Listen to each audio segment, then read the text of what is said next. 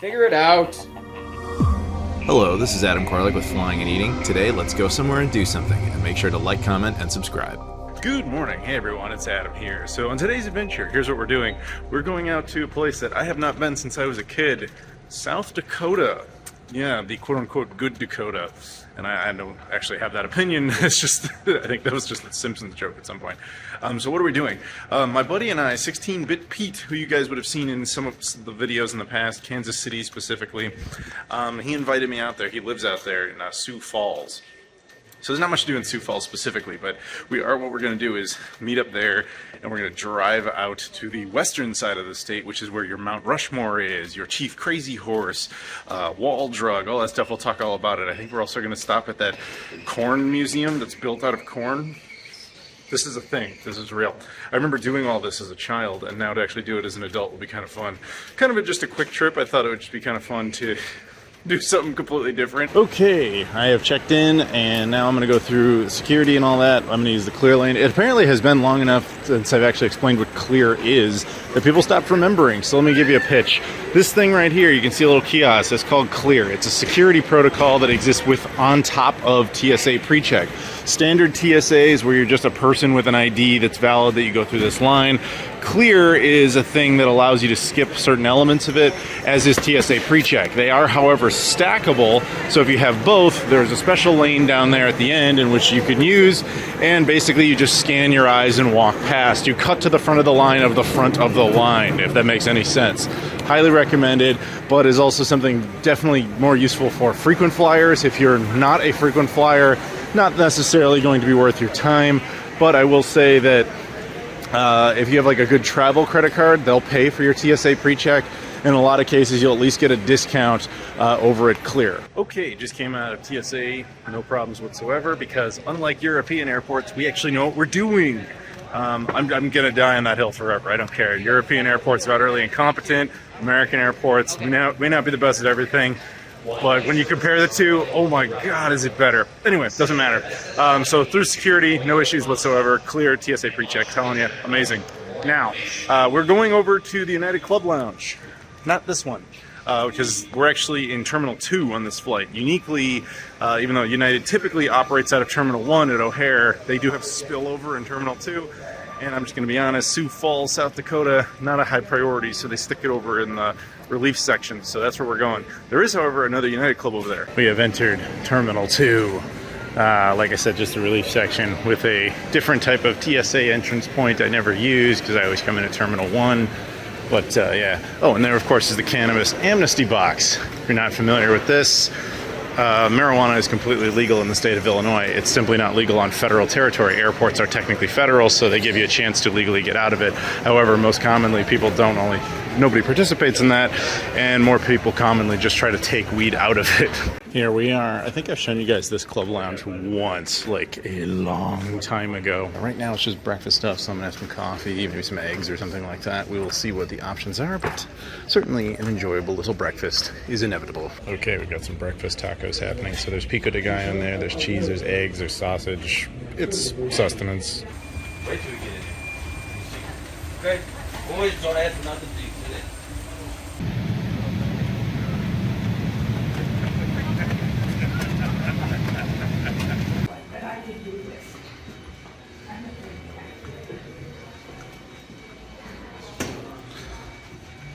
All right, we've made it. We are officially in Sioux Falls, South Dakota. Man, so I haven't been to South Dakota since like I was 9 years old. When I was a kid, my mom used to take us on trips all over the country. In fact, by the time I was 13, I had been to all 50 states. Now, as an adult, you guys have actually seen me go to the territories, except for American Samoas, which I still haven't done. But as the evil Rob Thanos once said in the Alaska video, filmed about a year ago at the time I make this one, not every single state has actually appeared on this channel. Only about half of them. Well, Rob, we just added another one. South Dakota welcomes you.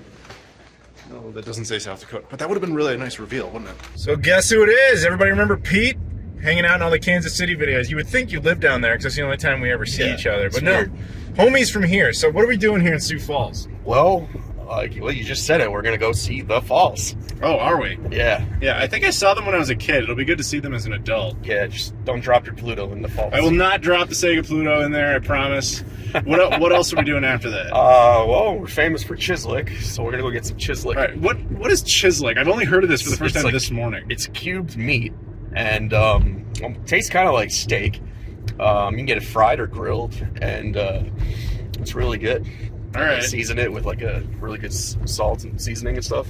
What kind of meat? And it's so it's beef. Oh, it's beef. Okay. Okay, yeah. And a lot of people like to eat it with toothpicks. All right. They stick a toothpick in meat there. Cubes with toothpicks. And you dip it in your favorite sauce. It's good. All right, I'm looking forward to this. Oh yeah. So now we are at the falls, which I'm going to assume, I'm just going to go out on a limb here and say this is probably what this town was named after. That and like, the Sioux natives, right? Yeah. Okay, so that makes sense. But if you like water and nature and rocks and stuff, the falls probably are going to be your type of thing. You also can see an overpass. That's good. As well as a building that is either abandoned or under construction. I don't know, I kind of feel like you got to get rid of that and just have the falls. It straight up actually does smell like the beach, which I know it makes sense, it's water, but it's not, I'm not used to smelling this smell in the center of the United States as opposed to like near an actual like beachfront, like on the ocean. It's got that kind of sulfury smell, but I don't mean that negatively. It's very pretty, famous for a reason. But yeah, all the water comes in down there, goes around there, and then falls further down, so naturally hence the name. We'll go take a look at it, I think. So we've made our way from over there, around here on this little bridge thing they got set up here. And you can see more nature and water and falls. And yeah, pretty nice little view here. It definitely calms down after that point, just kind of slow. You get the rapids there and then it just slows down. Very nice. I do believe I was here when I was a kid, but it has been like 25, 27 years, something like that. I'm old now, man, so like, it's hard for me to remember these things, my old age. Yeah, my very advanced senioritis time. So we are now at downtown Sioux Falls. Home of the sculpture walk. So every sidewalk, there's weird sculptures like that. Oh, like that X that thing, the red and white thing? I don't know what it means, but there's just a thing on there that tells you what it means. So. It's art or something. Yeah. Yeah, all right. Like a whole bunch of art. Yeah. And really nice hotels, surprisingly. Yeah, it looks like it's more hotels than anything else. It's like old-timey kind of ish, and then modern hotels. That's like they have a really nice sushi restaurant called Crave. That's built in Hilton. Yeah. So yeah, you got stuff going on here, and it looks like your tallest building is the U.S. Bank Tower over there. Yeah. All right. Well, welcome to Sioux Falls. We used to have the Sears Tower, but they blew it up and knocked it over. Yeah. What? Because it was too tall. They wanted to get rid of it. Yeah. Okay, because when I hear Sears Tower, I think of the Sears Tower in Chicago, the actual one. Yeah. that's kind of interesting.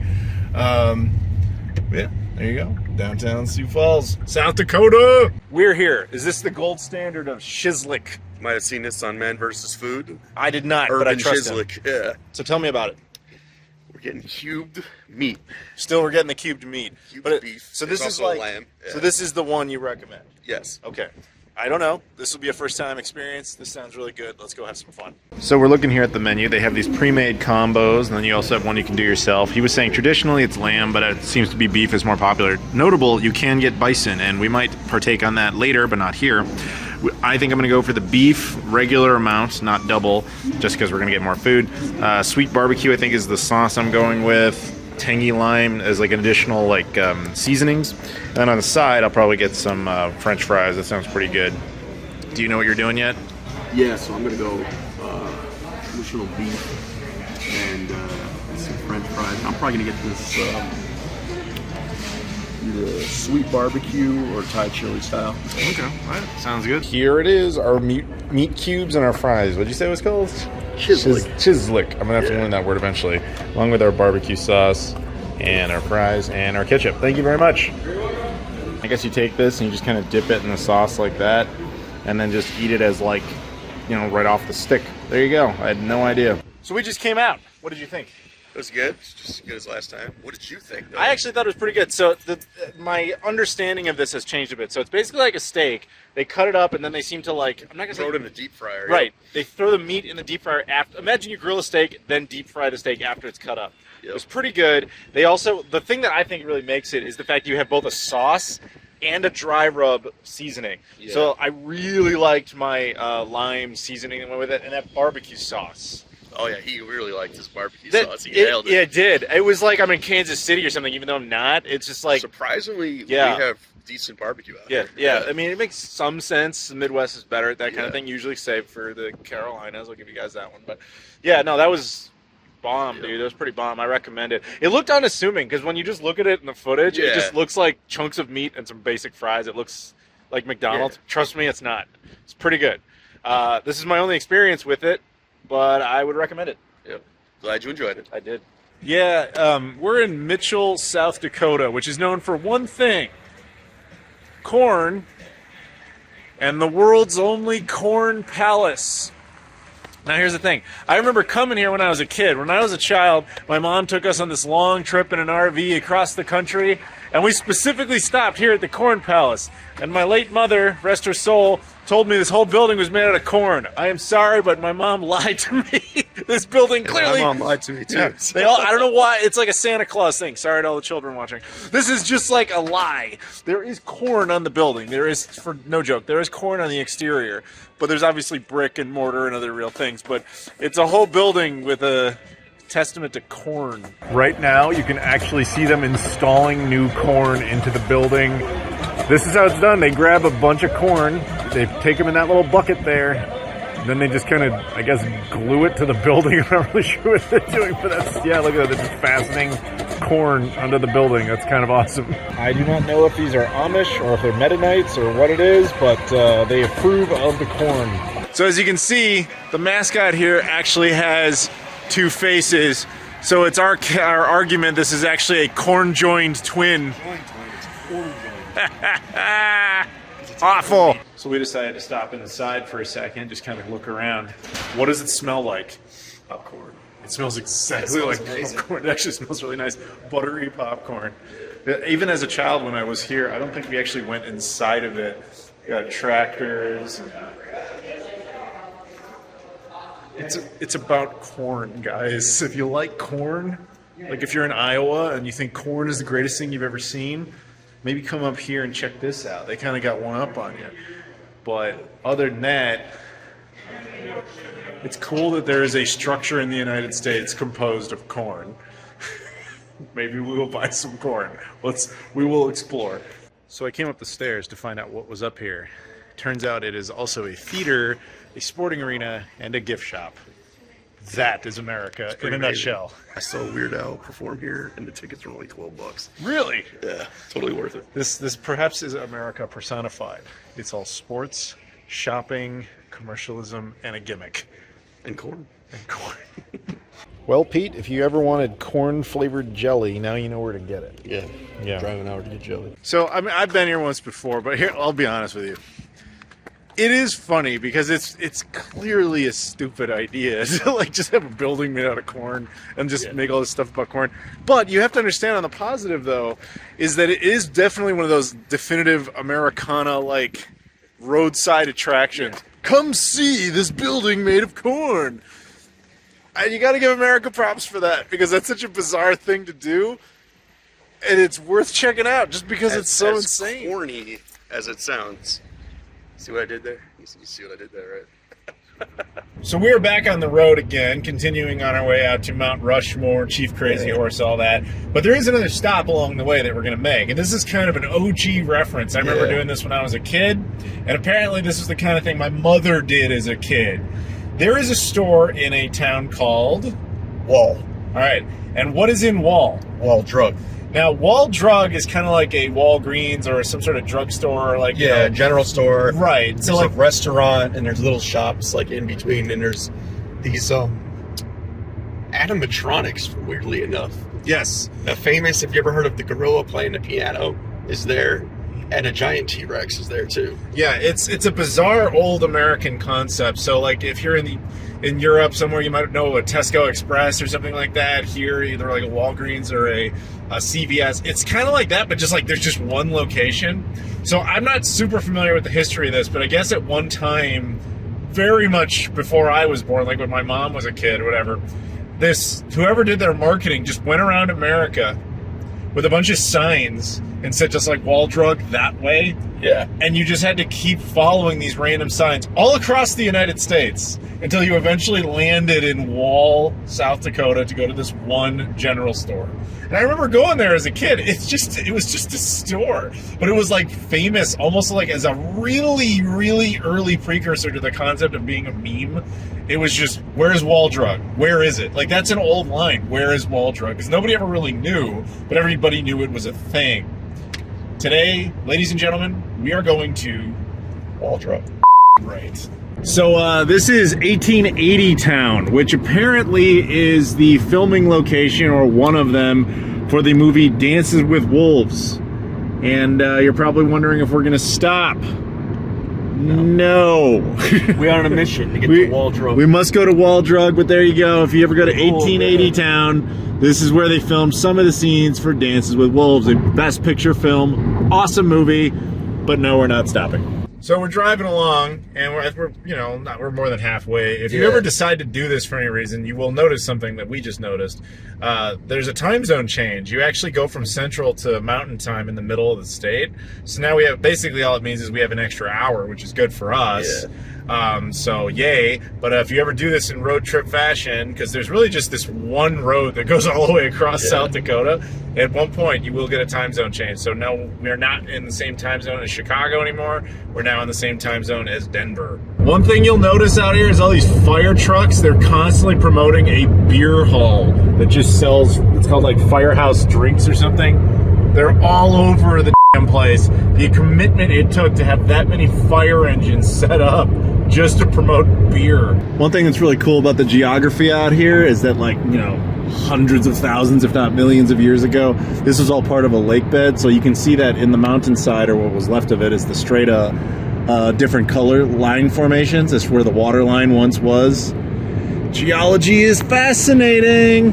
Anybody ever play Far Cry 5? Because that is exactly the vibe I'm getting out in this little town. Nothing against it. It just, like, that looks like the Eagle Cafe and everything. You got the big flag. There's the truckers everywhere. It's the world's smallest biker bar. The little pickups. Like, I'm feeling Ubisoft came out to this town just to model it for that game, because wow. When did Blue Raspberry Lemonade get made into Swedish Fish? This is new to me. I've never seen that version before. I could definitely be wrong about this, but I don't remember seeing a cherry Sprite anywhere else. That's pretty neat. You will notice out here that it gets more common to be able to get like elk jerky and bison jerky and stuff like that. And of course, good old beef jerky, but different, more local-ish type of things.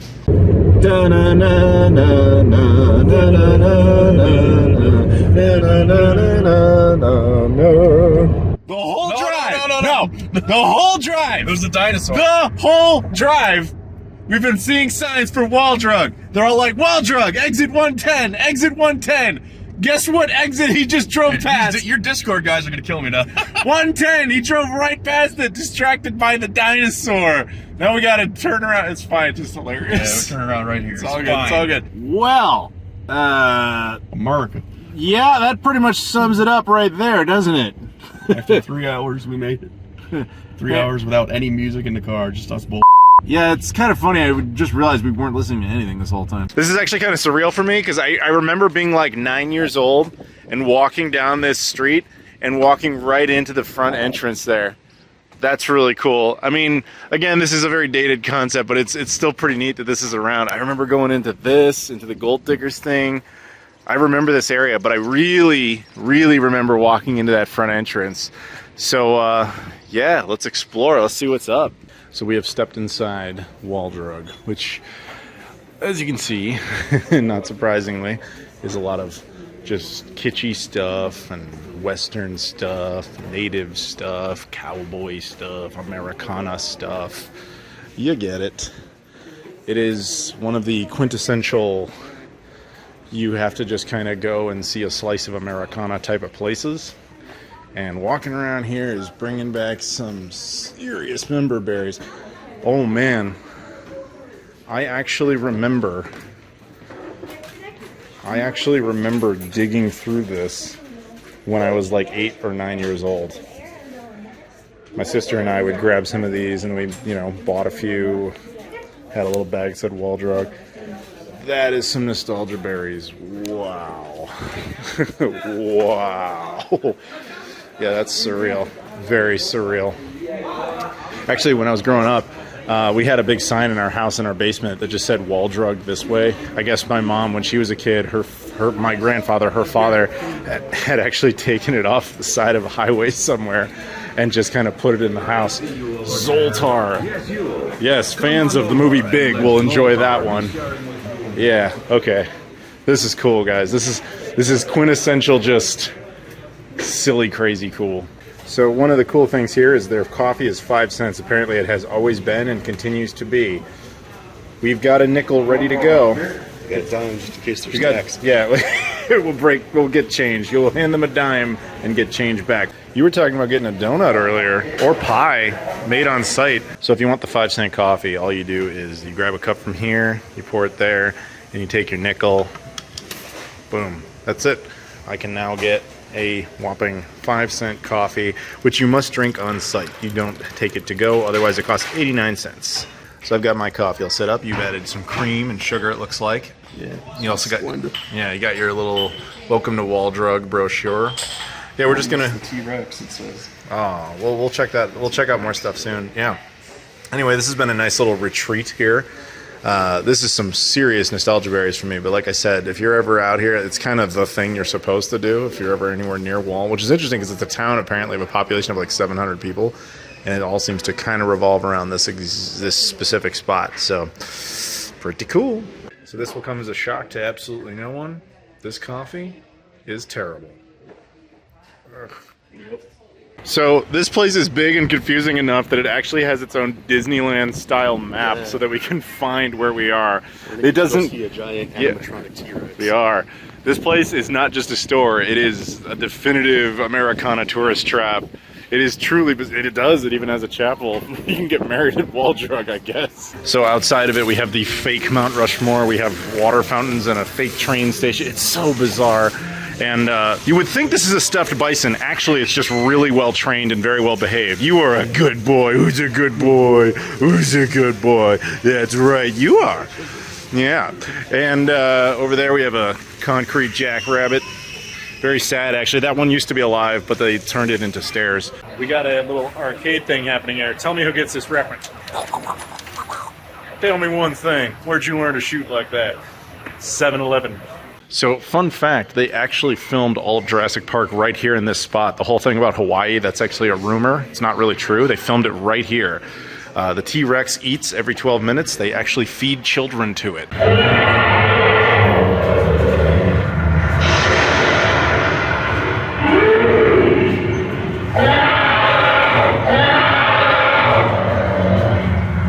We waited 12 minutes for it to do its little...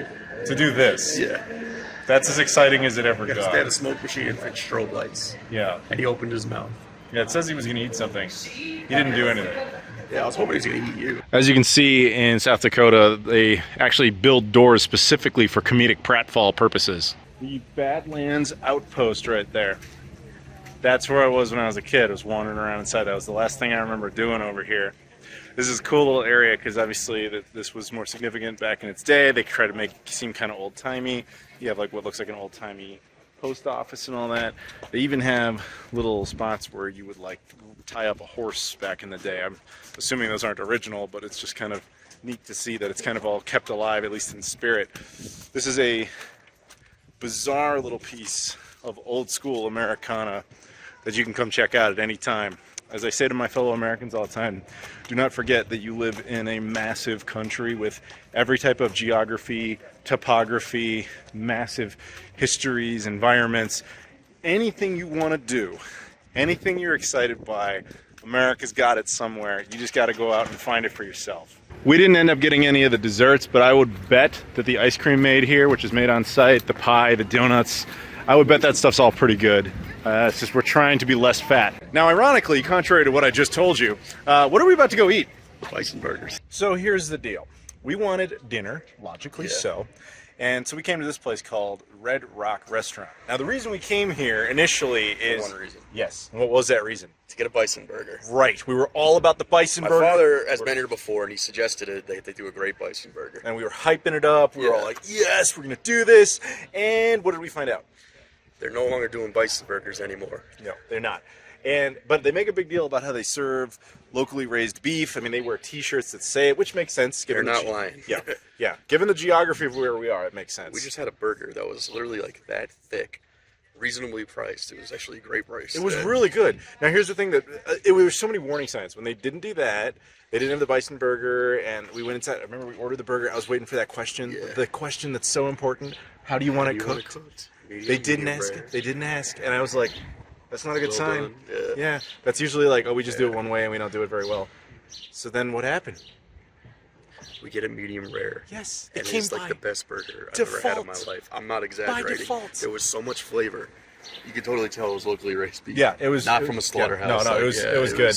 It was by default medium rare, which is fantastic. I can still taste it. Yeah, it's great. God. And it had an egg. Yeah, mushroom, sautéed onion, bacon. Yeah, bacon. And cottage bacon. Yep. One thing I wish to add to my original part: the meat. So you've heard the concept of a steak burger before. Usually, what they call a steak burger is just beef. It's just like chucked in between bread. This was like an actual steak, like thrown in between bread. Like, obviously no T-bone, there's no bone in it or anything. You can eat it as a burger. But, like, straight up imagine just, like, a nice steak fillet, properly done. Literally like a 7-ounce steak. Yeah. And the bun was amazing. It was good. And then just imagine that, and then they just, like, put it in between bread. That was a burger. And that'll do it for part 1. Thank you so much for watching. Please stay tuned to part 2, in which we go to Mount Rushmore and the far lesser known Chief Crazy Horse Monument. And yeah, we'll be eating a lot more stuff as well. So if you could do me a favor, please like this video, comment down below, subscribe if you haven't done that before, as well as check out all the social media stuff in the description: Twitter, Instagram, Facebook, Discord, Patreon, etc. You can also follow Pete on his information will be in the description as well. Thank you so much, and I'll see you all later.